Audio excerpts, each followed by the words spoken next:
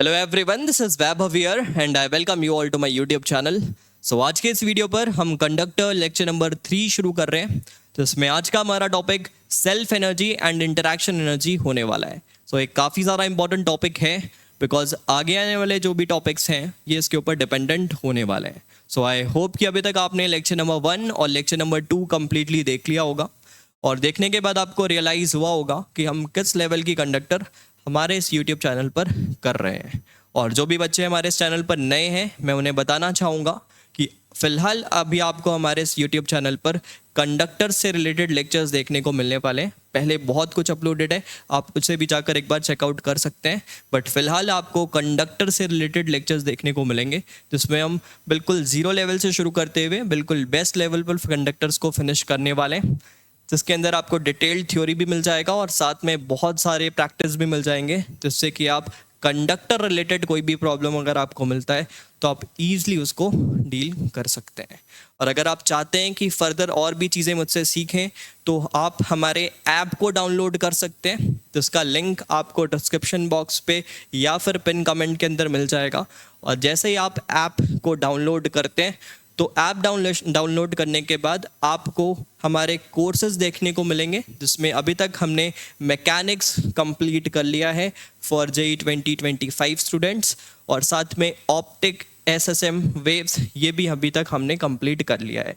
और जिस लेवल पे इन सारी चीज़ों को कंप्लीट किया है वो ऑल ओवर इंडिया आपको जनरली कम ही देखने को मिलेगा। जो टॉप बैच के लेवल की चीज़ें होती हैं उससे ज़्यादा ही पढ़ाया गया होगा, उससे कम कुछ भी नहीं मिला होगा और बहुत लिमिटेड टाइम के अंदर। और फिलहाल अगर बात करूं तो आपको हमारे ऐप पर ऑनगोइंग कोर्स इलेक्ट्रोमैग्नेटिज्म का देखने को मिलने वाला है और बहुत ज़्यादा बेहतर वे पे ये कोर्स हमारा चल रहा है इलेक्ट्रोमैग्नेटिज्म का, जिसमें आपको बहुत ज़्यादा अच्छे डिटेल्ड लेक्चर देखने को मिलेंगे, बहुत अच्छे डिटेल लेक्चर देखने को मिलेंगे। मतलब बिल्कुल आराम से हम उसको हर एक चीज़ को डेवलप कर रहे हैं और साथ में लेक्चर्स के अंदर ही intense question as well as easy questions भी देखने को मिल जाएंगे जिससे कि आप स्टैंडर्ड को मैच कर पाएँ और जैसे ही हमारा ये थ्योरी कंप्लीट होता है, अभी फ़िलहाल हम इलेक्ट्रिसिटी वाला पार्ट कंप्लीट कर लिए और हम मैग्नेटिज्म के अंदर हैं और जैसे ये अराउंड 10th सितंबर तक हम चीज़ों को कंप्लीट कर लेंगे और जैसे ये हमारा इलेक्ट्रोमैग्नेटिज्म का थ्योरी कंप्लीट होता है जिसके अंदर आपको इनफ प्रैक्टिस अभी तक करा दिया गया है, उसके बाद जैसे ही हम कोर्सेज हमारे कंप्लीट कर लेंगे, सिलेबस कंप्लीट कर लेंगे, उसके बाद इसके अंदर जो आपको ये प्रॉब्लम सॉल्विंग सेशंस देखने को मिलेगा, इसमें अलग अलग जगह से चुने गए बहुत शानदार क्वेश्चंस को आपको लाइव रिप्रेजेंट किया जाएगा, लाइव इन सेंस वीडियो के थ्रू या फिर लाइव क्लासेस जो भी हो सकते हैं, वो आपको मेरे द्वारा ही सॉल्व कराया जाएगा, आपको खुद से सॉल्व करने के लिए दे दिया जाएगा एंड देन उसके बाद आपको उसका सल्यूशन खुद मैं रिप्रेजेंट करते हुए देखने को मिलने वाला हूँ। तो इस वजह से ये काफ़ी ज़्यादा इम्पॉर्टेंट हो जाएगा हमारे एडवांस के प्रिपरेशन के लिए, काफ़ी ज़्यादा इम्पॉर्टेंट हो जाएगा और ये आपको हमारे इस कोर्स के अंदर ही इंक्लूडेड देखने को मिलने वाला है।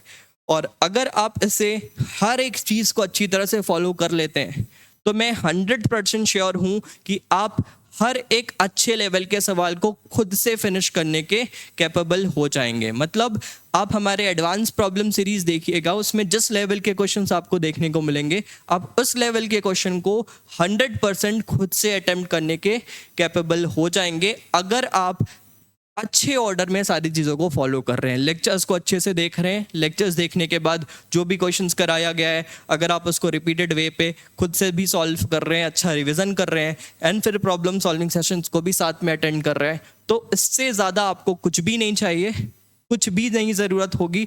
आप बिल्कुल बेस्ट लेवल पे हर एक कोर्स पे अपने आप को पाएंगे। And same is with mechanics, optics जो भी अभी अब तक हम कंप्लीट कर चुके हैं उसमें भी हमने यही कोशिश की है, उसके अंदर भी आपको प्रॉब्लम सॉल्विंग सेशंस देखने को मिलेंगे और इलेक्ट्रोमैग्नेटिज्म अभी फ़िलहाल चल रहा है और इसके बाद जो भी टॉपिक्स बचते हैं वो भी हम कंप्लीट करने वाले हैं।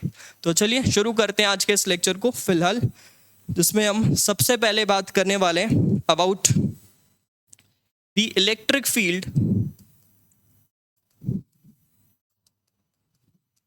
at the vicinity of sphere। Sphere के विसिनिटी पे इलेक्ट्रिक फील्ड क्या होता है इसके बारे में थोड़ा सा बात करते हैं, बिकॉज इसका हेल्प मुझे आगे लेना पड़ेगा। तो इसके लिए आप क्या सोचिए कि एक स्फीयर है, ये पूरा चार्ज्ड है, इस पे पूरा चार्ज डाल दिया गया है, चार्ज्ड स्फीयर है ऐसा बोल सकते हैं। और इस चार्ज स्फीयर को हमने कहाँ पर रख दिया? इस चार्ज स्फीयर को हमने एक स्पेस में कहीं पर भी रख दिया है, नॉर्मल। और मैं क्या चाहता हूँ कि इसके जस्ट बाहर जो पॉइंट है, जस्ट बाहर जो पॉइंट है, यहाँ पर क्या इलेक्ट्रिक फील्ड है, ये मैं किसी तरह से पता करना चाहता हूँ। मैं ये किसी तरह से पता करना चाहता हूँ। जस्ट बाहर वाले पॉइंट के बारे में बात कर रहे हैं। तो ये जो जस्ट बाहर वाला हमारा पॉइंट है, इसके लिए हम क्या कोशिश करेंगे कि यहाँ पर एक ऐसा सरफेस बना ले, यहाँ पर एक ऐसा सरफेस बना ले, सिलेंड्रिकल सरफेस। और इस सिलेंड्रिकल सरफेस पे ये जो छोटा सा पॉइंट हमने लिया, ये छोटा सा एरिया को अगर डीए बोले तो ऑलमोस्ट ये एरिया भी वैसा ही डीए होगा। इसके अंदर जो एरिया लाई कर रहा है वो ऑलमोस्ट डीए के जैसा ही होगा। तो इस वजह से यहाँ पर जो चार्ज होगा, ये चार्ज अगर लिखें तो मैं लिख सकता हूँ sigma into D A. This is the charge on this patch, जो कि इसके सिलेंडर के अंदर रिसाइड कर रहा है। और साथ में इस चार्ज को अगर Q बाय एप्सिलॉन नॉट अगर आप लिखते हैं तो आपको इलेक्ट्रिक फील्ड की वैल्यू देखने को, फ्लक्स की वैल्यू देखने को मिल जाएगी।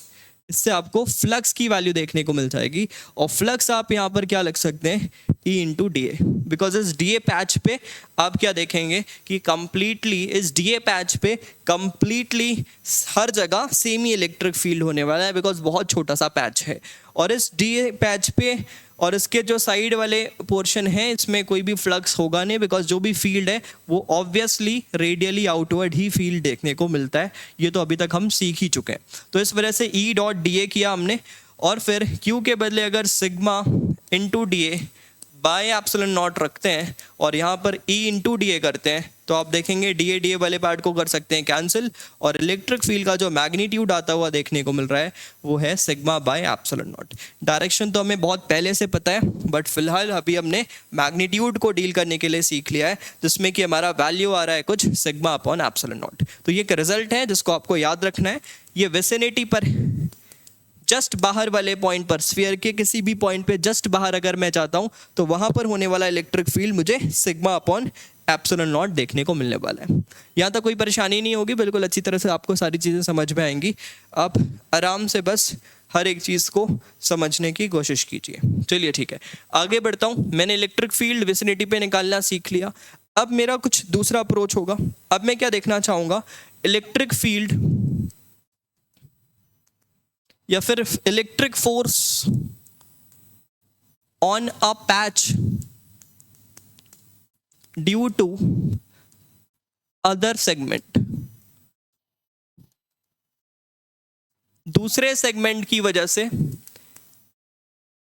एक छोटे से पैच पे क्या फोर्स है, इसके बारे में बात करते हैं। ध्यान से सुनिएगा क्या बोल रहा हूं। मतलब अगर मान लीजिए ये मेरे पास सेम स्फीयर है, अब इस सेम स्फीयर के एक छोटा सा पैच लूँ इसमें, ये बहुत छोटा है, मैंने थोड़ा बड़ा बनाया है बट ये बहुत छोटा है, और ये पॉइंट A है और मान लीजिए ये पॉइंट B है। एक छोटा सा पैच है और इस पैच पे बाकी बचे हुए ये जो ग्रीन वाले पोर्शन है जो कि बिल्कुल चार्ज्ड है, वो खुद भी चार्ज्ड है, इस पे भी चार्ज है, और इस छोटे से पैच पे आपको फोर्स लिखना है due to all remaining portion. Remaining portion मतलब जो ग्रीन वाले देखने को मिल रहे हैं उस पे, उसकी वजह से उस छोटे से पैच पे फोर्स। तो ध्यान से देखिएगा इसको कैसे देखना होता है। तो सबसे पहला काम आपको फील्ड पता होना चाहिए। तो जस्ट बाहर मुझे पता है सिग्मा बाय एप्सिलॉन नॉट है, just outside sigma by epsilon not है, और इसमें कंट्रीब्यूशन किसका है? पैच का भी है, पैच का भी है और अदर का भी है। दोनों का कंट्रीब्यूशन है, बाहर वाली जगह पर तो दोनों का कंट्रीब्यूशन है। और अंदर आपको पता है स्फीयर के अंदर इस जगह पर E नेट 0 होने वाला है, E नेट 0 होने वाला है, मतलब दोनों ने एक दूसरे को फील्ड को जरूर कैंसिल किया होगा, दोनों ने एक दूसरे के फील्ड को जरूर कैंसिल किया होगा। तो जस्ट इनसाइड है ये जो X वाला पॉइंट है ये जस्ट इनसाइड है, और Y वाला जो पॉइंट है वो जस्ट आउटसाइड है। तो जस्ट इनसाइड फील्ड 0 है, जस्ट आउटसाइड फील्ड आपका सिग्मा बाय एप्सिलॉन नॉट देखने को मिलने वाला है। तो अगर जस्ट इनसाइड 0 है तो आप ये AB वाले पोर्शन को सोचिएगा, ये B है, ये ए है, मैंने इसको जूम करके बनाया है। तो अगर आप ये ए बी वाले पोर्शन को देखें तो यहाँ पर जस्ट इनसाइड वाले पर जैसा ये फील्ड बना रहा होगा इस डायरेक्शन पे, वैसा ही ऑपोजिट तो जस्ट आउटसाइड पे बना रहा होगा। बिकॉज एक पैच को पॉइंट चार्ज जैसा मान सकते हैं, तो ऐसा कुछ फील्ड बना रहा होगा, जस्ट आउटसाइड पे ऐसा, जस्ट इनसाइड पे ऐसा। और अगर आप बचे हुए ग्रीन पोर्शन की बात करें तो ग्रीन पोर्शन जैसा फील्ड एक्स पे बना रहा होगा ऑलमोस्ट वैसा ही फील्ड वाई पे बना रहा होगा। बिकॉज एक्स और वाई के बीच में बहुत ज़्यादा डिस्टेंस है नहीं, नेग्लिजिबल डिस्टेंस है, और उस नेग्लिजिबल डिस्टेंस की वजह से जैसा फील्ड एक्स पे है वैसा ही फील्ड वाई पर है। और एक्स पे नेट फील्ड 0 है, इसका मतलब अगर एक्स पे देखा जाए तो बाहर वाले पोर्शन की वजह से जो बचे हुए पोर्शन है उसकी वजह से फील्ड ऐसा है, और इसकी यहाँ पर भी सेम ही फील्ड वो क्रिएट कर रहा होगा। तो ये जो मैंने येलो वेक्टर बनाए हैं ये ग्रीन वाले जो बचे हुए पोर्शन है उसकी वजह से फील्ड है एट एक्स एंड वाई, और ये जो हमने यहाँ पर रेड वाले पोर्शन एरोज बनाए हैं वो आपको इस सेगमेंट की वजह से फील्ड देखने को मिल रहे हैं। तो सेगमेंट के इधर इसने ऐसा फील्ड बनाया, सेगमेंट के इधर इसने कुछ ऐसा फील्ड बनाया। आई होप यहाँ तक बात क्लियर है। अच्छा, अब अगर यहाँ पर फील्ड 0 है, अगर यहाँ पर फील्ड 0 है तो ये जो अंदर जैसा फील्ड बनाया है वैसा ही फील्ड बाहर भी बना रहा है, और इन दोनों को कैंसिल होना पड़ेगा। मतलब मैं अगर इसे E1 बोल रहा हूँ तो ये भी E1 ही है, और अगर मैं इसे E2 बोल रहा हूँ तो ये भी E2 ही है। मैग्नीट्यूड वाइज तो दोनों E1 E2 आप समझ ही रहे हैं कैसे लिख रहा हूँ, वो दोनों E1 E2 ही हैं। और साथ में अगर आप ध्यान से देखें तो ये दोनों एक दूसरे को कैंसिल कर रहे हैं, ये दोनों एक दूसरे को कैंसिल कर रहे हैं। यहाँ पर ई नेट 0 है, और अगर ई नेट 0 है इसका मतलब E1 का जो मैग्नीट्यूड है और E2 का जो मैग्नीट्यूड है ये आपस में इक्वल है, तभी नेट वहाँ पर 0 है। E1 और E2 का मैग्नीट्यूड आपस में इक्वल है। और यहाँ पर अगर आप देखें तो E1 और E2 दोनों का जो मैग्नीट्यूड है अगेन अगर सेम ही होने वाला है, तो यहाँ पर मैं ऐसे लिख सकता हूँ इनका जो नेट आ रहा है, इनका जो ई नेट आ रहा है वो 2E के इक्वल है। ई आपका E1 E2 आप कुछ भी ले लो, 2E के इक्वल है। और जस्ट बाहर अभी हमने फील्ड निकाला which is sigma upon epsilon naught. तो जस्ट बाहर फील्ड था सिग्मा अपॉन एप्सिलॉन नॉट, मतलब 2E is equals to sigma upon epsilon naught, and this implies E is equals to sigma by 2 epsilon naught. This is the field due to each segment. Each segment मतलब ये patch और remaining, patch एक segment हुआ, remaining दूसरा segment हुआ, तो दोनों की वजह से जो फील्ड यहाँ पर बन रही है वो सिग्मा बाय 2 एप्सिलॉन नॉट है। बट सर हमें फील्ड तो निकालना नहीं है, हमें क्या निकालना है, फोर्स निकालना है। किस पे, पैच पे। किसकी वजह से, दूसरे सेगमेंट की वजह से। तो बचे हुए सेगमेंट की वजह से पैच पे जो फोर्स होगा वो हम कंसिडर करना चाहते हैं, तो ध्यान से देखिएगा उसके लिए क्या करना पड़ेगा। अब मुझे पता है कि ये जो सेगमेंट है ए और बी, इसमें चार्ज होंगे कुछ, और ये जो भी चार्ज होगा इस चार्ज पे क्या देख सकते हो आप, बाहर की डायरेक्शन पे जो फील्ड बनाया है दूसरे ने बनाया। तो ये जो रिमेनिंग वाला पोर्शन है, उसने इस सेगमेंट पे क्या फील्ड बनाया है, सिग्मा बाय 2 एप्सिलॉन नॉट। और इस पे कितना, खुद के अंदर कितना चार्ज है, इसके खुद के अंदर चार्ज है सिग्मा इंटू DA। अगर इस पोर्शन का एरिया DA है तो इसमें बोल सकते हैं this is the force on the patch. देख लीजिए ये फोर्स है क्या पैच पे।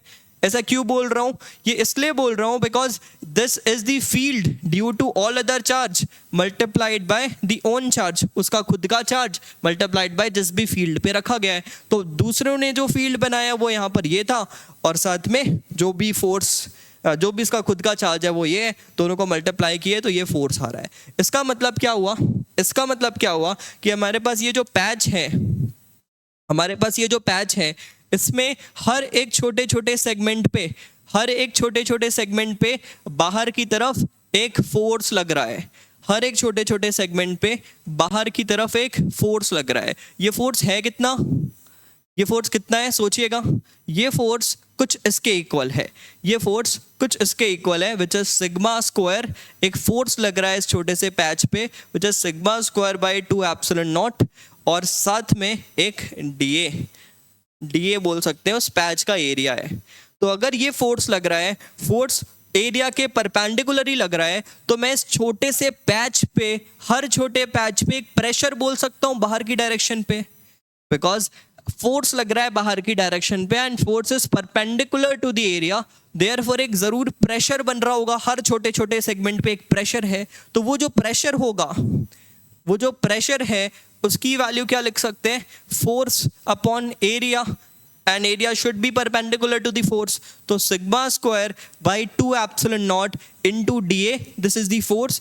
एंड ये जो फोर्स है वो किसके परपेंडिकुलर है, इस डीए एरिया के ही परपेंडिकुलर है, इस वजह से मैंने इसे डीए से ही डिवाइड कर देना है, तो ये टर्म हुआ कैंसिल। तो प्रेशर जो आ रहा है हर सेगमेंट पे, हर सेगमेंट पे जो प्रेशर है वो sigma square by 2 epsilon not देखने को मिलने वाला है, वो sigma square by 2 epsilon not देखने को मिलने वाला है। आई होप यहाँ तक बात समझ में आ गया होगा। क्या बोलने की कोशिश कर रहा हूँ, मतलब अगर यहाँ पर एक स्फीयर की बात करें, अगर उसके अंदर पूरा खुद से चार्ज डाल दें, तो खुद के चार्जेस की वजह से एक दूसरे पर वो फोर्स लगा रहे हैं, और हर एक सेगमेंट पे, हर एक छोटे सेगमेंट पे जो प्रेशर बन रहा है वो प्रेशर है sigma square by 2 epsilon not. I hope यहाँ तक बातें बिल्कुल अच्छी तरह से क्लियर हो गई होंगी। क्या बोलने की कोशिश की गई है, बिल्कुल अच्छी तरह से आप समझ रहे होंगे। चलिए आगे बढ़ता हूँ, और नेक्स्ट मैं बात करना चाहूँगा कि इस प्रेशर की वजह से, इस प्रेशर की वजह से अगर आप सोचें कि अगर ये एक फ्लेक्सिबल रिंग जैसा है जो कि खिंच सकता है, जिसके अंदर इनर्शिया शेप को मेंटेन करने के लिए कम है, अगर ये इलास्टिक जैसा है, तो अभी तक इसने कहाँ फील्ड बनाया था, अपने रेडियस से लेकर, अपने रेडियस से लेकर इन्फिनिटी तक ये फील्ड बनाया हुआ था। बिल्कुल ठीक है, अपने रेडियस से लेकर इन्फिनिटी तक फील्ड इसने अभी फिलहाल बनाया हुआ था, बिल्कुल सही है। अब देखिएगा, अब ये जो फील्ड है, अगर मान लीजिए ये फ्लेक्सिबल है, तो अपने प्रेशर के कारण हर सेगमेंट हल्का हल्का बाहर जाएंगे। हल्का हल्का बाहर जाने की वजह से मान लेते हैं कि छोटे से टाइम के बाद इतना इसका जो एरिया है या फिर वॉल्यूम है बोल सकते हैं वो बढ़ गया, इतना वॉल्यूम इसका बढ़ गया। मतलब आप बोल सकते हैं कि डी आर, ये डी आर विड्थ कुछ और आगे बढ़ गया। तो डी आर विड्थ और आगे बढ़ने से क्या हुआ, डी आर विड्थ और आगे बढ़ने से क्या हुआ, अब आपका फील्ड यहां से लेकर यहां तक हो गया। पहले फील्ड आपका यहां से लेकर इन्फिनिटी तक था, अब ए पॉइंट से लेकर इन्फिनिटी तक है। मतलब इस जगह पर जो फील्ड था वो अब फील्ड नहीं है, अब वो जीरो पे कन्वर्ट हो गया है। इस जगह पर जो फील्ड था वो फील्ड अब जीरो पे कन्वर्ट हो गया है। बिल्कुल सही बात है, बिल्कुल सही बात है। तो एक्चुअल में इसको यहाँ से यहाँ जाने के लिए ये जो इलेक्ट्रोस्टैटिक फोर्स है उसने वर्क कितना किया, उसने कितना वर्क किया, तो आप देख सकते हैं हर एक सेगमेंट पे, हर एक सेगमेंट पे जो फोर्स लग रहा है वो फोर्स कितना है, sigma square by 2 epsilon naught into DA, this is the force. और उसकी वजह से डिस्प्लेसमेंट कितना हो रहा है, डी आर। तो DA into D R, DA into D R is nothing but DV, ये जो छोटा सा वॉल्यूम इसने बढ़ा। और ऐसे ही अगर सबका वर्क निकाल दें तो एक तरह से मैं बोल सकता हूं कि वो पी डॉट वी जैसा ही बन जा रहा है, पी डॉट डी वी जैसा ही बन जा रहा है, P dot D V. Because अगर मैं देखूं तो क्या लिख रहा हूं, sigma square by 2 epsilon naught into DA, और इस छोटे से सेगमेंट का जो डिस्प्लेसमेंट है वो कितना हुआ है, डी आर। तो ये फोर्स लग रहा था और इसकी वजह से डी आर डिस्प्लेस हो रहा है ये, तो इस वजह से ये जो टर्म है D A into D are, ये ऑलमोस्ट डी वी बोल सकते हैं, जो इसका डी वी वन बोल सकते हैं। और ऐसे ही हर सेगमेंट में वर्क हुआ है, तो this is nothing but this is was pressure and this was D V one. और ऐसे ही अगर आप सबके लिए ऐड कर दें तो pressure into D V, where dV is the total increase in the volume। इस वजह से मैं यहाँ पर जो वर्क लिखूंगा इलेक्ट्रोस्टैटिक फोर्स का, वो वर्क इक्वल होगा P डॉट dV के। प्रेशर है यहाँ पर sigma square by 2 epsilon not multiplied by dV, and dV को आप फिलहाल dV लिख लीजिए, dV को फिलहाल dV ही लिख लीजिए।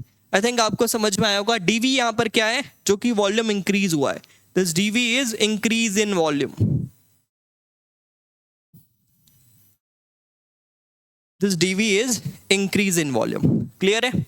अच्छा, तो अब देखिएगा, अब देखिएगा कि यहाँ पर क्या हुआ। तो ये जो वर्क डन है ये किसने किया, इलेक्ट्रोस्टैटिक फील्ड ने किया। अब फील्ड ने अपने अंदर एनर्जी स्टोर करके रखा था, फील्ड ने अपने अंदर स्टोर करके कुछ एनर्जी रखा था। अब मेरा क्या बोलना है कि जो फील्ड होता है, इलेक्ट्रिक फील्ड, वो अपने अंदर एनर्जी स्टोर करके रखता है। अब फील्ड ने ही वर्क कर दिया तो उसने अपने एनर्जी को वर्क में कन्वर्ट किया। उस फील्ड के पास जो एनर्जी था वो वर्क में कन्वर्ट हो गया। आपको ऐसा सोचना है। तो मैं बोल सकता हूं कि फील्ड पहले यहां से लेकर यहां तक था, यहां से लेके यहां तक था, और अब आप देख सकते हैं यहां से लेके इन्फिनिटी तक है। मतलब इस वॉल्यूम के अंदर जो फील्ड था, अब ये फील्ड जीरो हो गया है नाउ। अब ये फील्ड जीरो हो गया है, और ये फील्ड जीरो हो जाने का मतलब है कि इस जगह पर जो भी एनर्जी स्टोर था वही यहां पर वर्क में कन्वर्ट हो गया है, वही यहां पर वर्क में कन्वर्ट हो गया है। तो वर्क डन को आप बोल सकते हैं एक तरह से फील्ड एनर्जी लॉस्ट। अभी फिलहाल को वर्क डन को एनर्जी लॉस्ट, और कौन सा, किसने, बाय फील्ड, बिकॉज फील्ड ने वर्क किया है, by DV. This is equals to sigma square by 2 epsilon naught. This is sigma square by 2 epsilon naught. अच्छा, मैंने डीवी को इधर भेज दिया तो मैंने देखा एनर्जी लॉस्ट पर यूनिट वॉल्यूम, एनर्जी लॉस्ट पर यूनिट वॉल्यूम, इतने वॉल्यूम पर इतनी एनर्जी स्टोर थी, और पर यूनिट वॉल्यूम कितनी एनर्जी स्टोर थी मैं वो देखना चाह रहा हूं। तो इतनी एनर्जी लॉस हुई, लॉस कितनी हुई, 10, इतनी एनर्जी लॉस हुई। तो पर यूनिट वॉल्यूम, अच्छा ये एनर्जी स्टोर कहाँ था, ये एनर्जी इलेक्ट्रिक फील्ड पे स्टोर था। मतलब इलेक्ट्रिक फील्ड के पर यूनिट वॉल्यूम पर कितनी एनर्जी स्टोर होती है मैं ये निकालना चाहता हूं। तो मैं इसी को क्या बोल सकता हूं, this is the energy stored per unit volume in the electric field. Energy stored per unit volume in field, field पर इतनी एनर्जी स्टोर्ड है पर यूनिट वॉल्यूम। बिल्कुल सही है, बिल्कुल सही है, कोई डाउट नहीं होना चाहिए। Energy stored per unit volume in the field, ऐसा कुछ लिख लिए। अच्छा, अब देखिएगा, तो इसी चीज को अगर मैं बोलूं तो that is the energy density, energy density of electric field, of electric field. इसी को एनर्जी डेंसिटी का नाम लेंगे, energy stored per unit volume. ये किसके इक्वल हो गया, sigma square by 2 epsilon not, that is sigma square by 2 epsilon not. देख सकते हैं sigma square by 2 epsilon naught. अच्छा, इसको थोड़ा सा ब्रेक करते हैं। अब देखिएगा, आपको एक बात पता है कि इसके जस्ट बाहर क्या फील्ड था, सिग्मा बाय एप्सिलॉन नॉट। इसके जस्ट बाहर क्या फील्ड था, सिग्मा बाय एप्सिलॉन नॉट। तो इस छोटे से डीवी वॉल्यूम पे आप मान सकते हैं कि पहले क्या फील्ड था, हर जगह सिग्मा बाय एप्सिलॉन नॉट, बिल्कुल मान सकते हैं। अच्छा, तो अगर आप ऐसा मानते हैं तो मैं अगर इसे थोड़ा सा ब्रेक करके लिखूं तो हाफ को बाहर लिख रहा हूं और सिग्मा बाय एप्सिलॉन नॉट का होल स्क्वायर बना रहा हूं और एक सिग्मा से मल्टीप्लाई कर दे रहा हूं। कोई परेशानी होगी क्या आपको, होनी नहीं चाहिए। ये टर्म कौन सा है, ये E है। तो एक तरह से मैं बोल सकता हूं this is the energy DE by DV, मतलब energy stored per unit volume in the electric field, और उसकी वैल्यू क्या आती है, DV by DV is equals to half epsilon naught E square. मतलब जहां जहां इलेक्ट्रिक फील्ड होगा उसके पर यूनिट वॉल्यूम पे, यहां पर ही सिर्फ नहीं, कहीं पर भी इलेक्ट्रिक फील्ड होगा उसके पर यूनिट वॉल्यूम पे कितनी एनर्जी स्टोर होती है, half epsilon naught into E square. What is E? E is the electric field intensity at that place. I hope यहां तक क्लियर है, बिल्कुल अच्छी तरह से क्लियर होना चाहिए ये चीज़, बिकॉज अगर हम अच्छी तरह से समझेंगे तभी आगे की चीज़ को रिलेट कर पाएंगे। डायरेक्ट रिजल्ट बता देने से काम होता नहीं, अच्छी तरह से समझ में आता नहीं। इस वजह से मैंने इसके प्रूफ को भी फिलहाल यहाँ पर इंक्लूड किया है। आई होप समझ में आ रहा है यहाँ तक। चलिए ठीक है, अगर यहाँ तक समझ में आ गया है तो फिर अब आगे नेक्स्ट शुरू करते हैं, which is self energy and interaction energy. इसके बाद अब शुरू कर सकते हैं हम self energy and interaction energy. तो चलिए देखते हैं what is self energy and what is interaction energy. तो सबसे पहले मैं सेल्फ एनर्जी के बारे में बात करना चाहूँगा, सेल्फ एनर्जी के बारे में बात करना चाहूँगा। तो 1 मिनट रुकेंगे, फिर उसके बाद सेल्फ एनर्जी के बारे में बात करते हैं। ठीक है, तो अब आते हैं सेल्फ एनर्जी के बारे में बात करते हैं, देखते हैं सेल्फ एनर्जी क्या होता है, कैसे इसके बारे में हमें बातें समझनी है, कैसे सोचना है इसके बारे में। तो सबसे पहले समझिएगा सेल्फ एनर्जी है क्या। अब मान लो यहाँ पर बहुत सारे चार्ज पड़े हुए हैं, किसी भी स्पेस पे बहुत सारे चार्ज पड़े हुए हैं, तो यहाँ पर इनका पड़े रहना, इनका यहाँ पर एक साथ रहना, हम बोल सकते हैं खुद से तो नहीं हो सकता। क्यों नहीं हो सकता सर? खुद से इसलिए नहीं हो सकता बिकॉज अगर ये एक साथ एक दूसरे के एक ही सराउंडिंग पे रखे हुए हैं तो एक दूसरे पर ये लगातार एक दूसरे को रिपेल कर रहे हैं, और इसका मतलब इनको यहाँ पर इंडिविजुअली वन बाय वन लाने के लिए, इस सिस्टम को बनाने के लिए कुछ ना कुछ वर्क ज़रूर करना पड़ा होगा। बिकॉज अगर एक चार्ज यहाँ पर पड़ा है, अब इसमें आप ये चार्ज यहाँ पर ऑलरेडी था, मान लीजिए ये चार्ज आप एक्स्ट्रा ला रहे हैं, तो जब आप दूसरे चार्ज को यहाँ पर लाएंगे ना तो ये इसको ज़रूर रिपेल करेगा, ये इसको ज़रूर रिपेल करेगा, और जब इसको ये रिपेल करेगा, जब ये इसको रिपेल करेगा तो फिर ये खुद से तो आने के वाला नहीं है। तो इधर आप इसको कुछ एनर्जी, काइनेटिक एनर्जी के फॉर्म पे देंगे जिससे कि ये इधर आ जाए, या फिर आप इस पे धीरे धीरे धीरे धीरे वर्क करेंगे और इसको आप स्लोली मूव करते हुए इसके फील्ड के अगेंस्ट यहाँ पर ले आएंगे। तो जो भी वर्क करेंगे वही यहाँ पर हम बोल सकते हैं एक तरह से पोटेंशियल एनर्जी के फॉर्म पे स्टोर होता था। ये बात हम पहले सीख चुके हैं। तो अगर मैं आपको यहाँ पर बोलूँ कि ये जो पूरा सिस्टम देखने को मिल रहा है, इसमें हर एक चार्ज को लाने के लिए दूसरे बचे हुए चार्ज के अगेंस्ट वर्क करना पड़ा होगा। तो इस सिस्टम को बनाने के लिए अगर वर्क बोला जाए तो हम कैसे सोच सकते हैं कि ये पूरे चार्जेस कहाँ पर रखे हुए थे? सोच रहे हैं सिर्फ कि ये पूरे चार्जेस इन्फिनिटी पे रखे हुए थे। अब वन बाय वन सारे चार्जेस को हम ला रहे हैं, और वन बाय वन सारे चार्जेस को जब लाएंगे तो हर एक चार्ज को लाने के लिए कुछ ना कुछ वर्क करना पड़ेगा। और ऐसे ही अगर आप इंडिविजुअली सारे चार्ज को अगर लाएंगे तो जो टोटल वर्क होगा वही मैं बोल सकता हूँ, वही बोल सकता हूँ कि इस सिस्टम का होने वाला सेल्फ एनर्जी है। तो सेल्फ एनर्जी का मतलब क्या होता है? सेल्फ एनर्जी का मतलब होता है कि अगर आपके पास ग्रुप ऑफ चार्ज है, एक चार्ज बॉडी है, तो उस चार्ज बॉडी को बनाने के लिए आपको खुद के चार्जेस के अगेंस्ट जो वर्क करना पड़ेगा, that is the self energy of that system. तो अगर मैं इसको लिखूं तो मैं बोल सकता हूं सेल्फ एनर्जी अगर देखा जाए तो इसको सोचने का अलग अलग तरीका है। उसमें से सबसे पहला तरीका क्या है कि दी sum of all the work needed to make the charged body system, और ये जो वर्क है किसके अगेंस्ट? किसके अगेंस्ट? अगेंस्ट ओन चार्ज, खुद के चार्ज के ऊपर। वो बॉडी के अंदर जो खुद के चार्ज हैं वही चार्ज जिसको एक्स्ट्रा आने वाले चार्ज को अपोज करेंगे, और इसके अगेंस्ट जो भी टोटल वर्क आएगा सबका सम, वही आपका सेल्फ एनर्जी होगा। क्या ये बात समझ में आई है? आनी चाहिए। ऐसे ही सोचना है सेल्फ एनर्जी को, ठीक है। ये हुआ सेल्फ एनर्जी का पहला डेफिनेशन। तो ये सर, ये जो एनर्जी हमने वर्क किया ये स्टोर कहाँ पर हुआ? तो पहला चीज़ तो आप ऐसे सोचेंगे कि इंडिविजुअली सारे चार्ज को वन बाय वन लाइए, और लाने के लिए जो भी वर्क करना पड़ेगा, that work is the overall self energy of the system. हर एक चार्ज को लाने के लिए जो भी वर्क किए सबको ऐड कर दिए वर्क को, वही सेल्फ एनर्जी है। तो ये जो सेल्फ एनर्जी है ये स्टोर कहाँ है?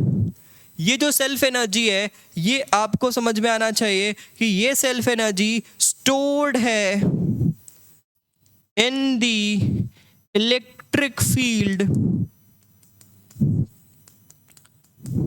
Formed by the combined charges.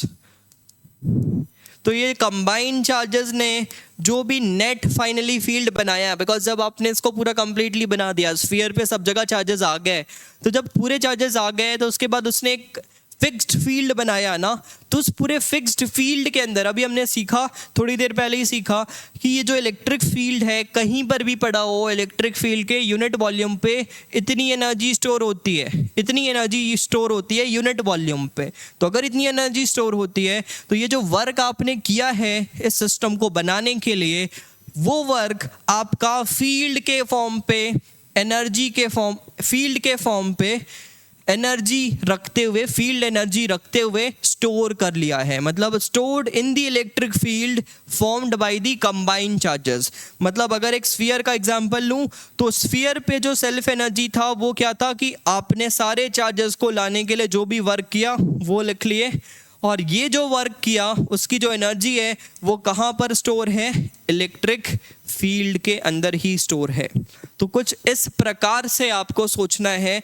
अगर आप ऐसे सोचते हैं तो सेल्फ एनर्जी में कभी भी कोई गड़बड़ी होने नहीं वाली है, कोई भी गड़बड़ी होने नहीं वाली है। क्लियर है यहाँ तक? बिल्कुल क्लियर होना चाहिए, जो भी बातें कर रहा हूँ अच्छी तरह से आपको क्लियर होना चाहिए। तो चलिए अब अलग अलग शेप की वजह से सेल्फ एनर्जी निकाल लेते हैं, फिर इंटरैक्शन एनर्जी की तरफ आगे बढ़ जाएंगे। तो अलग अलग शेप की वजह से सेल्फ एनर्जी निकालने की कोशिश करते हैं। तो next is self energy. Self energy of, सबसे पहले देखेंगे conducting spherical shell. Conducting spherical shell,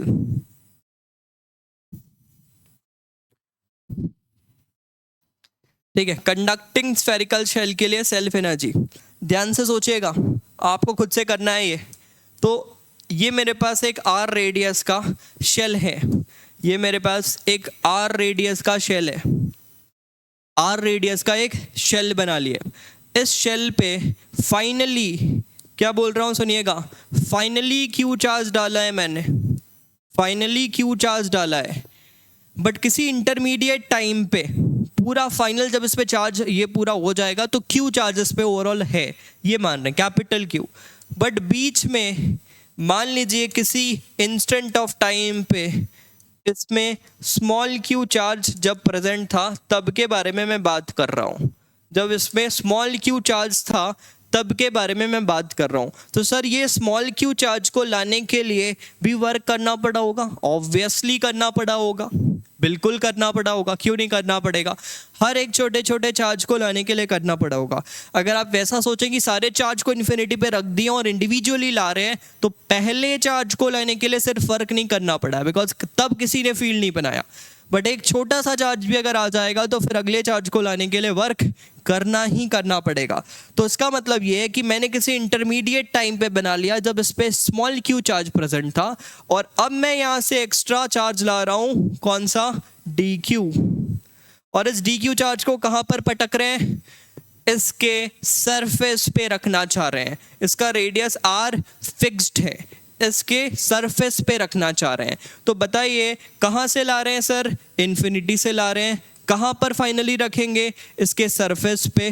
तो अगर फाइनली इसके सरफेस पे रखेंगे, इन्फिनिटी से ला रहे हो, तो वर्क क्या करना पड़ेगा। तो आपको याद होना चाहिए कि अगर एक पॉइंट ए है, ये कोई पॉइंट बी है, और अगर यहाँ पर इस जगह से इस जगह पर अगर आपको चार्ज को भेजना है, क्यू चार्ज को, तो क्या वर्क करना पड़ता है, आपको वर्क करना पड़ेगा Q into potential difference, Q into potential difference between the 2 points. अगर आप पोटेंशियल डिफरेंस जो भी है अगर आपको वो पता है तो फिर आप इजीली वर्क लिख सकते हैं कि इसको यहाँ से यहाँ भेजने के लिए क्या काम करना पड़ेगा, because this work is not dependent on the path, because the field formed here is conservative in nature. बिल्कुल सही है। तो अब यहाँ से सुनिएगा कि क्या वर्क करना पड़ा। तो स्मॉल वर्क जो भी आपने किया इस डी क्यू चार्ज को यहाँ से यहाँ भेजने के लिए, इन्फिनिटी पे पोटेंशियल को 0 रेफरेंस मान लेते हैं, तब जाकर यहाँ के पोटेंशियल को, फिलहाल क्यू चार्ज रखे हुए, फिलहाल क्यू चार्ज रखा हुआ है, तो इस वजह से K small Q by capital R, this is the potential here, इस जगह पर पोटेंशियल ये है। तो ओवरऑल डिफरेंस क्या हो गया, K Q by small R multiplied by किस चार्ज को ला रहे हो, D Q. This is the small work done to move D Q charge, small work to move D Q from infinity to this point to the surface।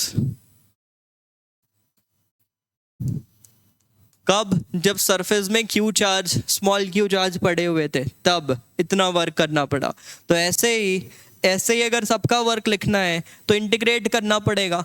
Q की value change करेंगे, Q की value जब Q1 है तब dq लाएंगे, फिर Q की value Q2 रखेंगे, उस पर dq लाएंगे, फिर Q की वैल्यू Q3 रखेंगे, उस पर dq लाएंगे और सारे टर्म्स को ऐड कर देंगे। ऐड करने के लिए हमारे पास क्या है, ऐड करने के लिए हमारे पास इंटीग्रेशन है। तो जो टोटल वर्क आया वो आया k, देख सकते हैं, ध्यान से सुनिएगा, k यहाँ पर क्या लिखूंगा बाय r और इंटीग्रेशन q dq और कहाँ से कहाँ बनेगा, जीरो था पहले, फाइनली कितना डालना है, फाइनली कैपिटल Q डालना है, फाइनली कैपिटल Q डालना है। तो वर्क डन जो टोटल आया वो आया k by R Q square, एक 2 भी नीचे डाल देते हैं, बाय 2r।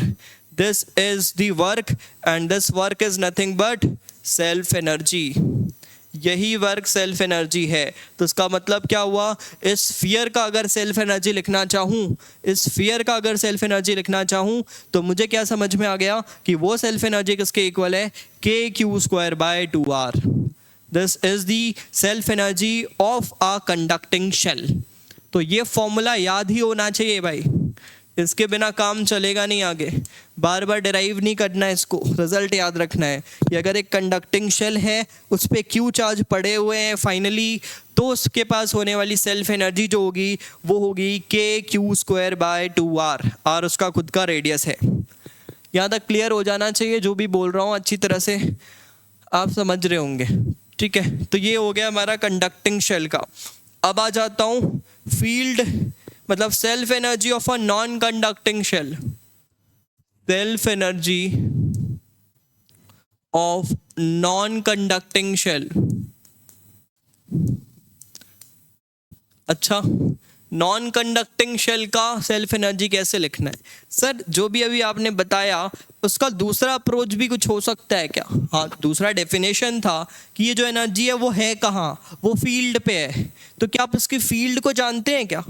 अगर फील्ड को जानते हैं तो फाइनल जो फील्ड, सेटल्ड फील्ड है उसका, जो बन गया है, ये सिस्टम बन जाने के बाद उसने जो नेट फील्ड बनाया है, उस नेट फील्ड के बारे में अगर आपको इंफॉर्मेशन है तो आप मैच कर सकते हैं, आपको एनर्जी यही मिलेगी उस फील्ड के अंदर।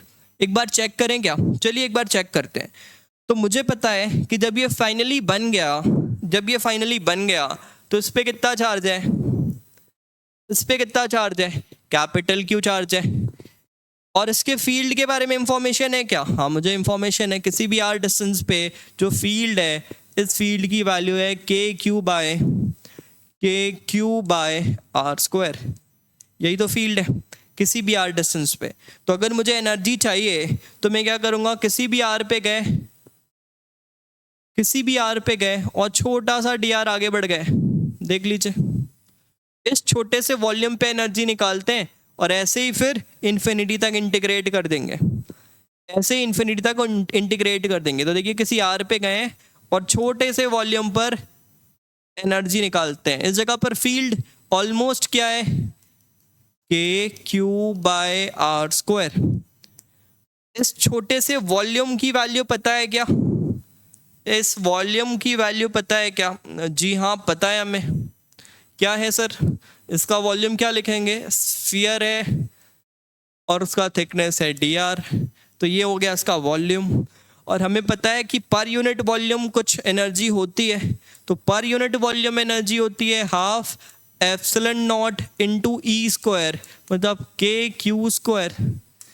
क्यू बाय आर स्क्वायर और उसका whole square. This is the energy per unit volume, but मुझे इस पूरे वॉल्यूम पे चाहिए, तो इस वॉल्यूम को मल्टीप्लाई कर देता हूँ, 4 pi R square D R. This is the D E which is the energy, not electric field. This is D U लिख दूँ क्या, ज़्यादा बेहतर होगा।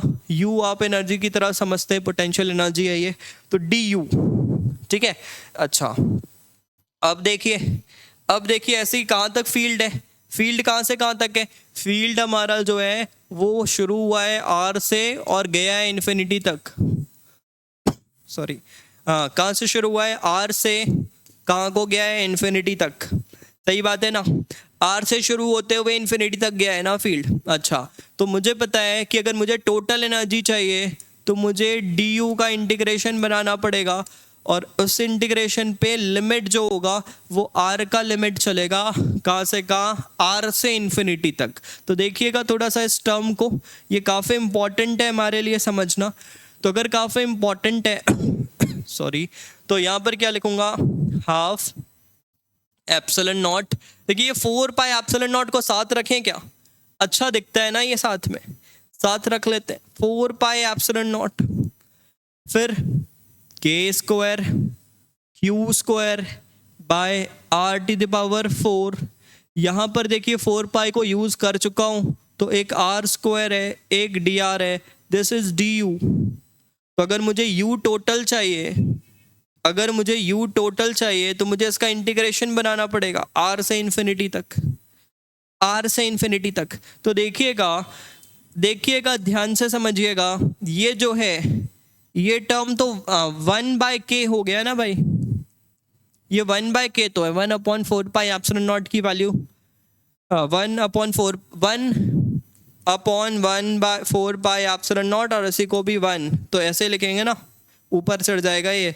तो ये 1/k है, एक के कैंसिल हो गया, तो हाफ के क्यू स्क्वायर बाहर आ गया, हाफ के क्यू स्क्वायर बाहर आ गया। इंटीग्रेशन किसका बना, 1/r स्क्वायर डी आर का, 1/r स्क्वायर डी आर का, कहाँ से कहाँ, r से इन्फिनिटी। तो इसका इंटीग्रेशन आपको पता है -1/r बनता है, लिमिट्स रख देंगे, पहले इन्फिनिटी रखते हैं, तो हाफ के क्यू, इन्फिनिटी जब रखा मैंने, इन्फिनिटी रखते हुए आपको देखने को मिल रहा है कि 0 हो जाएगा 1/∞, और फिर उसके बाद 1/r, तो ये हो जाएगा कुछ r, ये कुछ हो जाएगा r, k का q का स्क्वायर है, q का स्क्वायर है। तो आप मैच कर सकते हैं, आपको सेम ही रिजल्ट देखने को मिल रहा है, K Q square by 2r, के क्यू स्क्वायर बाई 2r। तो यहाँ से क्या समझ में आ गया कि जो भी वर्क किए हो आप स्लोली उसे चार्ज को, सिस्टम को बनाने के लिए, वो वर्क ही इलेक्ट्रिक फील्ड के फॉर्म पे स्टोर हो गया है। और किस एनर्जी, कितनी एनर्जी लिया स्फीयर, फील्ड में कितनी एनर्जी फैली हुई है, कुछ इतनी एनर्जी फैली हुई है, अगर एक कंडक्टिंग शेल के बारे में बात कर रहे हैं तो। समझ में आया होगा यहाँ तक, बिल्कुल अच्छी तरह से समझ रहे होंगे जो भी बोलना चाह रहा हूँ, बिल्कुल आराम से आपको ये समझ में आ रहा होगा। सही है, चलिए आगे बढ़ सकते हैं, बढ़ जाना चाहिए। अब यहाँ तक समझ में आया होगा, तो मैं इससे एक छोटा सा रेफरेंस बना लेता हूँ। देखिएगा एक छोटा सा रेफरेंस यहाँ पर बना लेता हूँ, और ये रेफरेंस याद रखेंगे, ठीक है, तो इससे हमारा काम आसान होगा। रेफरेंस क्या है कि अगर आपके पास फील्ड के क्यू बाय आर स्क्वायर वाला है ना, के क्यू नेट जो भी है बाय आर स्क्वायर, अगर एक पॉइंट चार्ज स्फेरिकल शेल जैसा फील्ड अगर है, अगर ये वाला फील्ड है, तो इस फील्ड की वजह से तो अभी एनर्जी निकालें, तो उसमें फाइनल क्या फॉर्म आया, फाइनल फॉर्म आया के क्यू नेट स्क्वायर, जो भी नेट चार्ज है स्फीयर पे, अब चार्ज ज़रूरी नहीं है क्यू ही हो, 2q हो सकता है, 3q हो सकता है, तो जो भी नेट चार्ज है वो लिख रहा हूँ, के क्यू नेट बाय 2, उसका खुद का, अच्छा बाई 2। अब लिमिट यहाँ पर r का बनाए थे, ध्यान से देखिएगा, लिमिट किसका बनाए यहाँ पर, इनिशियल जहाँ से फील्ड शुरू हुआ है, जहाँ को फील्ड फिनिश हुआ है, जहाँ से फील्ड शुरू हुआ है, जहाँ को फिनिश हुआ है, पहले किसे लिखना है, जहाँ से शुरू हुआ है, बिकॉज ये नेगेटिव को हटाना चाहूँगा ना, तो इस वजह से यहाँ पर अगर लिखूँ तो क्या लिमिट बनेगा, 1/r initial minus 1/r final. तो this is the self energy. ये सेल्फ एनर्जी के लिए रिजल्ट याद रख सकते हैं। अगर आपको कंडक्टिंग शेल्स मिलेगा, लगातार कंसेंट्रिक शेल्स मिलेगा, तो इस रिजल्ट को यूज कर लेना, वहाँ पर इस रिजल्ट को डायरेक्टली यूज कर लेना। सिर्फ आपको ये याद रखना है कि फील्ड अगर ऐसा है, अगर फील्ड ऐसा है, इस फॉर्म का है, तभी ये रिजल्ट सही है। किसी के भी फील्ड में इसको नहीं लगा देना है, इसको सिर्फ कहाँ पे लगाना है, जहाँ पर आपको के क्यू बाय आर स्क्वायर वाली फील्ड देखने को मिले, ठीक है। तो ये याद रखते हैं, इंपॉर्टेंट है, बार बार इंटीग्रेट करने से अच्छा है इसको याद रख लेते हैं, काम आसान हो जाएगा आगे का, ठीक है। चलिए आगे बढ़ते हैं। तो self energy for non conducting shell, non conducting shell का भी सेल्फ एनर्जी हमारे लिए इम्पॉर्टेंट है। तो एक बार समझते हैं इसका सेल्फ एनर्जी कैसे निकालना है, इसका सेल्फ एनर्जी कैसे निकालना है ये भी समझ लेते हैं। तो देखिएगा, ये एक नॉन कंडक्टिंग शेल है, इसका मतलब ये स्फेरिकल शेल तो है बट नॉन कंडक्टिंग नेचर का है। इसका मतलब ये शेल अगर मैं बनाऊं, ये शेल अगर हम बनाएं तो इसके अंदर भी चार्ज आने वाला है, इतना बनाने की ज़रूरत नहीं है, नॉर्मली बनाते हैं, ठीक है, ऐसा ये। अब इसके अंदर भी चार्ज आना है तो फाइनली ऐसा दिखेगा। ये जो मैं बनाया हूँ ये फाइनली ऐसा दिख रहा है, non conducting shell carrying Q charge, capital Q charge. ये क्या है? नॉन कंडक्टिंग शेल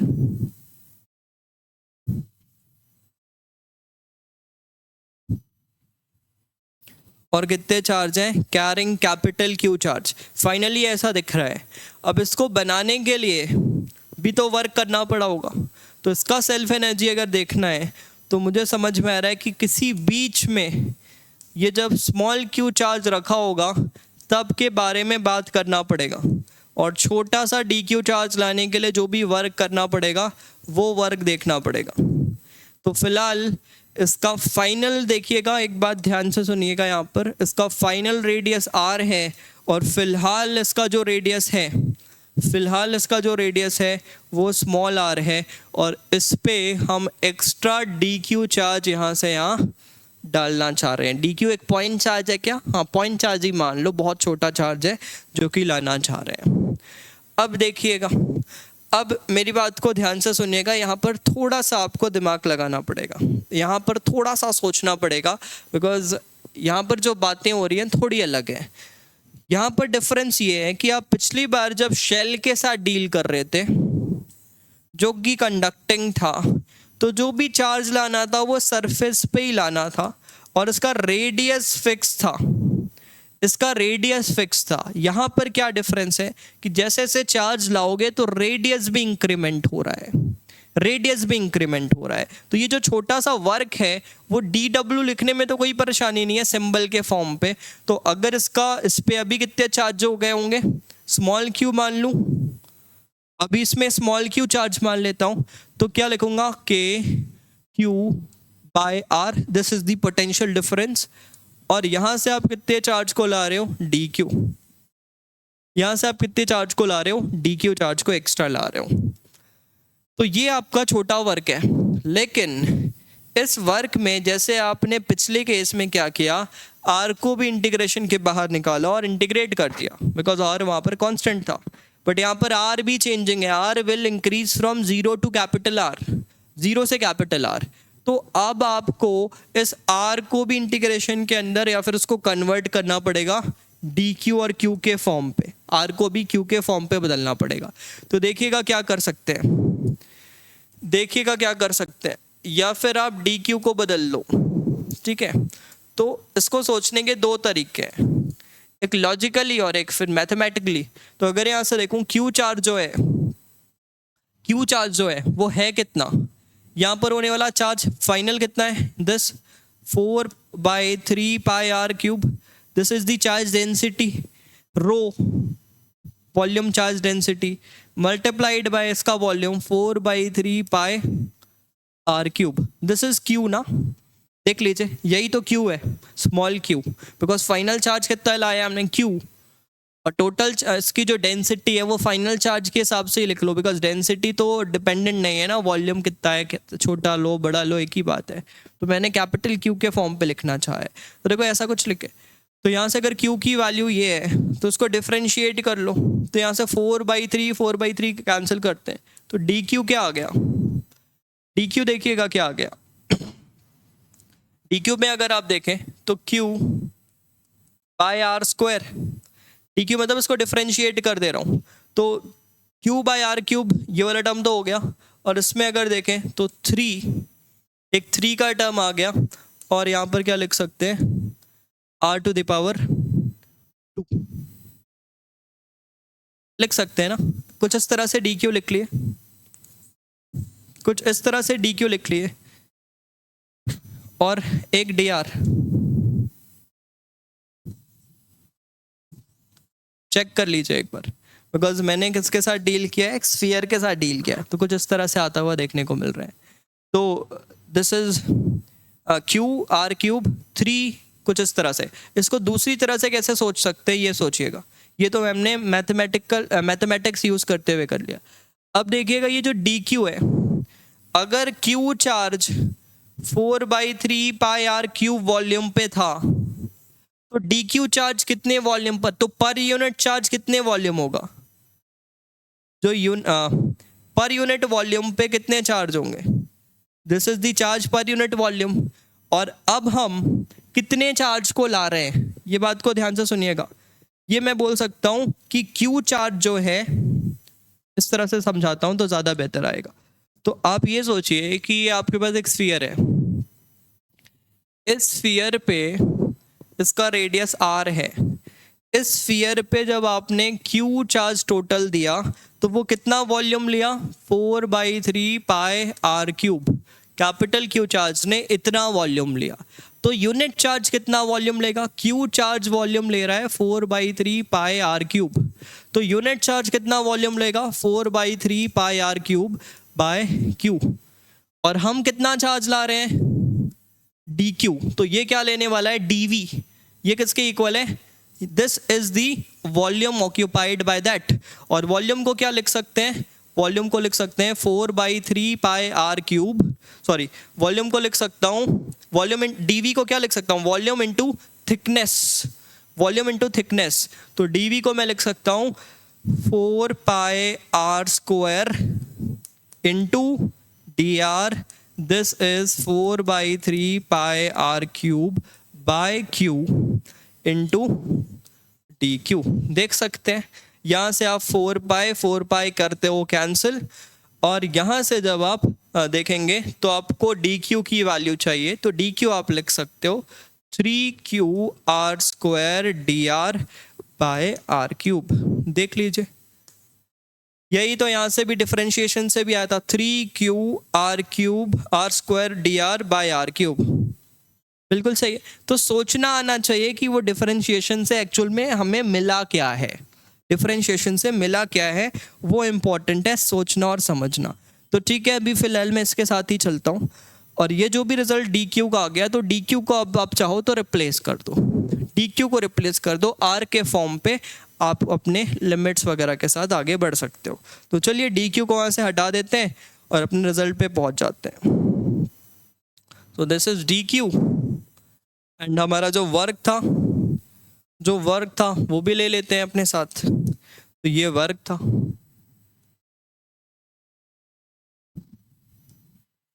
देखिएगा।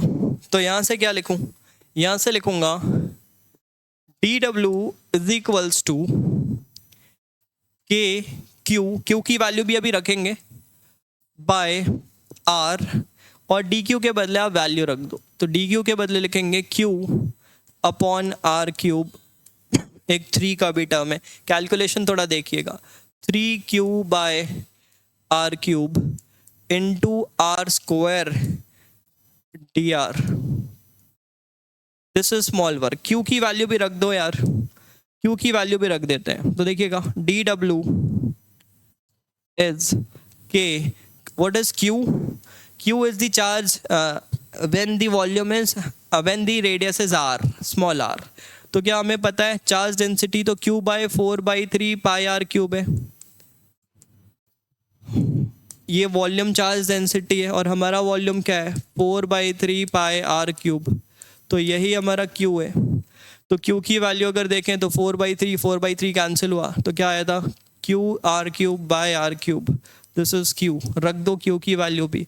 तो k बाय आर, क्यू को अलग से लिखता हूँ R cube by R cube, और इसको मल्टीप्लाई करते हैं 3q बाय आर क्यूब और एक आर स्क्वायर डी आर। देख लीजिए आर स्क्वायर डी आर। अब यहाँ से थोड़ा सा कैंसिलेशन वगैरह बचा है, काम हो चुका है ऑलरेडी। तो अगर आप यहाँ से देखें तो आर की वैल्यू के क्यू बाय आर, तो आर में अगर वैल्यूज देखें तो ये पावर कितना है, 5 का पावर देखने को मिल रहा है, 5 का पावर देखने को मिल रहा है। अगर यहाँ से देखें तो ओवरऑल देखें तो 4 का पावर देखने को मिल रहा है, ठीक है, बिकॉज एक यहाँ पर भी है, तो ये भी 2 कर लो उसको भी, तो 4 का पावर, और नीचे आपको देखने को जो भी है नीचे 6 का पावर है, तो जो टोटल वर्क अगर लिखें तो क्या लिखेंगे, के क्यू बाय आर की पावर 6, ऐसा है ना, के क्यू बाय आर की पावर 6 और integration R to the power 4 D R, R to the power 4 D R. अब देखिएगा एक 3v का भी टर्म है ना, उसको भी लिख लो, ये 3 भी था, इस 3 को भी इंक्लूड कर लिए, 3k स्क्वायर है, तो 3k square by R to the power 6 और इसका इंटीग्रेशन, लिमिट क्या है 0 से कैपिटल आर। तो देख लीजिए क्या बना, 3k स्क्वायर, इसका इंटीग्रेशन आर की पावर 5 बनेगी और आर की पावर 5 बाय 5, तो एक 5 को इधर लिख लेते हैं और नीचे आर की पावर 6 थी, तो एक आर सिर्फ बचने वाला है। तो this is the total energy, this is the total self energy in non conducting shell. ये नॉन कंडक्टिंग शेल पे इतनी टोटल एनर्जी है, नॉन कंडक्टिंग शेल पे इतनी टोटल एनर्जी है। और इम्पॉर्टेंट बात आपको ये समझना है कि आप इसको खुद से फील्ड के फॉर्म पे एनर्जी, फील्ड की मदद से एनर्जी निकालते हुए खुद से सॉल्व कीजिए। मतलब क्या बोल रहा हूँ कि इसी नॉन कंडक्टिंग शेल पे जिसका कि रेडियस r है, अगर आप फील्ड के फॉर्म पे half epsilon not E square करते हुए देखेंगे तो again you will come up with the same result, जिसमें कि ये रेडियस अगर r है तो अब अंदर भी फील्ड है, बाहर वाली एनर्जी तो ठीक है k स्क्वायर बाय 2r ही है, ये आउटसाइड वाली एनर्जी है, आउटसाइड वाली, बिकॉज बाहर पे फील्ड कौन सा है, K Q net by R square वाला ही तो फील्ड है बाहर। तो उसके हिसाब से एनर्जी मैं डायरेक्टली ऐसा लिख लूंगा, कहाँ से कहाँ तक है, तो आर इनिशियल यहाँ पर आर है और आर फाइनल इन्फिनिटी है, तो बाहर की एनर्जी तो ये हो गई। अंदर की एनर्जी आप अंदर वाले फील्ड के हिसाब से लिख लो, अंदर फील्ड लिखना तो आता ही है आपको, तो अब आप किसी भी आर पे जाइए, अंदर एक डी आर पे इस वॉल्यूम पे एनर्जी लिखिए यहाँ के फील्ड के हिसाब से और उसको फिर 0 से कैपिटल आर तक इंटीग्रेट कर दीजिए, इन दोनों एनर्जी को ऐड कीजिए, you will come up with the result that these two, the 3/5 kq by r square will be very similar to the addition of both the results। इन दोनों के addition के result से जो भी आएगा वो 3/5 kq स्क्वायर बाय r ही होने वाला है। सो ये था ओवरऑल सेल्फ एनर्जी का कंसेप्ट। अब इसी के बेसिस पे हम आगे इंटरैक्शन पोटेंशियल एनर्जी के बारे में भी बात कर सकते हैं। देखिए सेल्फ एनर्जी में डिस्क वगैरह का भी सेल्फ एनर्जी पढ़ाया जाता है, तो वो मैं लेक्चर्स के अंदर ज़रूर पढ़ाया हूँ, बट आगे कंडक्टर में यूज़ नहीं करने वाले, इस वजह से मैं इंक्लूड नहीं कर रहा हूँ। बट जब मैं लेक्चर्स वहाँ पे अपने ऐप के बारे में बोलूँ तो वहाँ पे मैंने पढ़ाया हुआ है। तो उसके अंदर अगर आप देखेंगे तो यहाँ पर आपको पोटेंशियल पता होना चाहिए, सिग्मा पाई बाय ऐसा कुछ आता है, sigma pi by 2 epsilon not या फिर एप्सिलॉन नॉट, ऐसा कुछ पोटेंशियल होता है इसके सरफेस पे। आप उसके रिजल्ट को यूज़ करते हुए इस पे भी क्या निकाल सकते हो, इसकी भी सेल्फ एनर्जी निकाल सकते हो। इसमें अगेन आपका रेडियस चेंज होगा, self energy for a disc ये भी आप निकाल सकते हो। अब इसमें आपको फील्ड का नॉलेज नहीं है, डिस्क में फील्ड का नॉलेज नहीं है, इस वजह से आपको 1/1 वर्क वाला मेथड ही काम करेगा यहाँ पर। तो इस वजह से आपके लिए दोनों मेथड इंपॉर्टेंट है और इस तरह से हम सेल्फ एनर्जी को आज कंक्लूड करते हैं। अब अगली क्लास में इसकी मदद से ही इंटरैक्शन सीखेंगे एंड फिर दोनों को मिक्स करते हुए हम कंडक्टर्स में इसके थ्योरी को इंक्लूड करने की कोशिश करेंगे। तो आई होप यहाँ तक आपको सारी चीज़ें बहुत अच्छी तरह से समझ में आई होंगी, जो भी अभी तक हम डिस्कस कर चुके हैं। तो बस आपका काम ये होने वाला है, अच्छी तरह से इन लेक्चर्स को फॉलो कीजिए और अगर आप इसी वे पे सब कुछ कंप्लीट करना चाहते हैं तो ऐप के साथ भी जा सकते हैं और कोशिश कीजिए कि चैनल को थोड़ा ज़्यादा से ज़्यादा शेयर करें। शेयर करने से आपको इसमें और रेगुलर कंटेंट मिलेंगे यूट्यूब के अंदर भी सिस्टमैटिक वे पे, जिससे कि आपकी प्रिपरेशन और बढ़िया होती जाएगी। बहुत सारे क्वेश्चंस हैं और बहुत कुछ है मेरे पास देने को, जिससे कि मैं आपका बहुत हेल्प कर सकता हूं। बस आपका काम ये होना चाहिए कि थोड़ा चैनल को और शेयर करें, जिससे कि मुझे भी ऐसा लगे कि मुझे और वीडियोस आपके साथ शेयर करने चाहिए। तो ठीक है, आज के इस वीडियो को हम यहाँ पर ही फिनिश करते हैं। अगले वीडियो पर इंटरैक्शन पोटेंशियल एनर्जी के साथ शुरू करेंगे एंड फिर सेल्फ और इंटरैक्शन उनको मैच करते हुए हम अलग अलग बॉडीज़ में एनर्जी लिखने की कोशिश करेंगे और कुछ अच्छे प्रॉब्लम्स वगैरह भी इंक्लूड करने वाले हैं। तो ठीक है, आज के लेक्चर को फिलहाल यहाँ पर ही कंप्लीट करते हैं, नेक्स्ट लेक्चर पे मिलेंगे। Thank you very much.